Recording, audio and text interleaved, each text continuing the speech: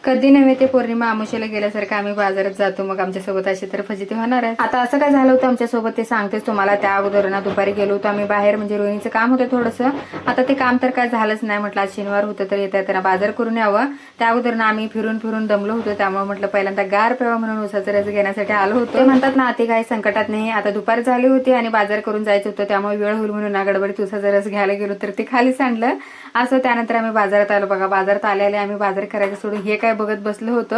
आता मुलींना लागतं मग घ्यावंच लागतं, तर ते सगळं घेतल्यानंतर ना मग पालेभाजीचा बाजार घ्यायला सुरुवात केली. आणि आता माझ्या लक्षात आलं की आपण 2 पिशव्या आणायला पाहिजे होती. आता मला वाटलं एका पिशवीत बसेल म्हणून मी घरातून एकच आणली होती, पण इथं अजून माझा बाजार झाला नव्हता. तेवढ्यातच ना मला दुसरी पिशवी पाहिजे होती. मग काय आता परत दुसरं मला खरेदी करावं लागलं. असं होतं बघा, कधी नव्हती गेल्यावरती म्हणजे लक्षातच येत नाही आपल्याला काय घ्यायचंय वगैरे.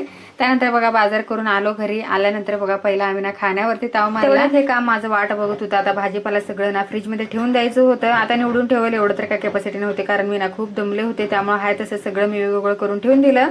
त्यानंतर बघा संध्याकाळ बाजारात आणले कणसं होते तर तेच भाजले होते. चला मग भेटूयात नेक्स्ट व्हिडिओत, तोपर्यंत बाय.